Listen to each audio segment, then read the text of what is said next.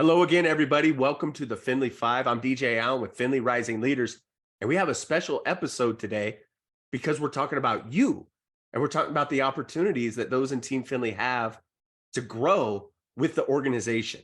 And we have 35 dealerships throughout the West, and in every single dealership except for one, the general manager came from within the store. And you look at our service managers, our GSMs, other managers throughout Findlay. Most of them, almost all of them, held other positions inside Findlay.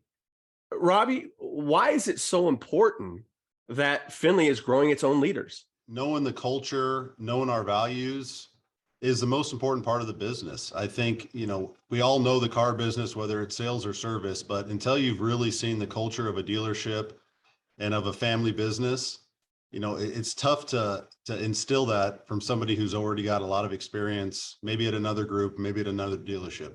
Anytime you bring someone from the outside, it's a wild card. You do interviews and you vet it as good as you can, but until you've really worked with someone and understand them and they understand you, that's really when we feel like we've had the most success of putting the right leaders in the right spots. We owe it to our employees. They've been loyal to us. They're working for us. We need to try to help them get to where they want to get in their career. So we're always looking for people that have the opportunity and the ability to get to the next level. Another reason why it's important is everybody else in the organization sees that and says, hey, I can advance too. I see somebody that I know that he started as a technician or a service advisor or a salesperson. He's risen into management and in some cases is now a general manager. So I think that's good for the morale of the organization. And lastly, I think it's really important because it maintains our culture. I'm not a fan of hiring people from outside the organization into management positions because you never know what you got. I'd rather bring our people up, let them advance in their careers and maintain our culture. Speaking of growing from within, your own story. Yes, you're director of operations now, but you've held a lot of different roles. Yeah. Inside the stores. Tell us your journey. Most of my experience was on the variable side, although I did spend some time in service and parts. But went up through sales, finance, and spent a lot of time in the general manager's seat at a few different stores, and that was great with a few different brands too. So it's great to really understand that from that perspective. I was actually studying to go to law school, and I said, hey, I want to sell cars for a little bit, and started selling cars, and then was a BDC manager, sales manager, finance manager, and then eventually general manager. So yeah, I like to think I started out on the front line, and maybe I got a little extra help from Justin and Jim DeGiulio, but yeah, I started out selling cars and just fell in love with it.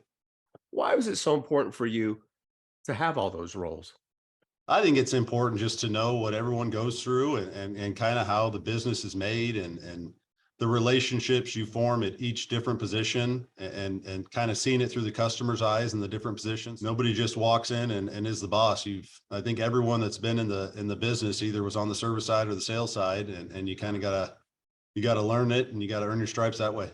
What are the essential traits that you want leaders in the company and teammates to have? The biggest one is you got to be ethical, and then it's about communication. The more you communicate, whether it's good conversations and attaboys and pats on the back, or if it's tough conversations, because what I found is, you bottle it up and let it bother you. And sometimes you'll, maybe let somebody go and it was something that they weren't even aware of. And so I think the more you communicate, really that's what leads to a lot of success in this business. One of the things I think of first is just leading by example, and I always try to do that myself, but I like a leader that kind of talks about what they expect but also does what they talk about.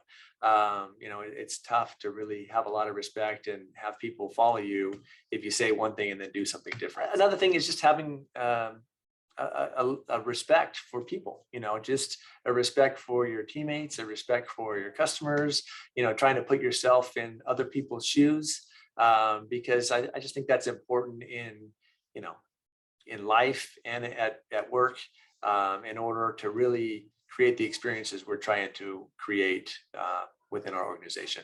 Thank you for once again checking out the Findlay 5. We hope you enjoyed today's discussion about you and about promoting from within. Until next time, let's go Findlay.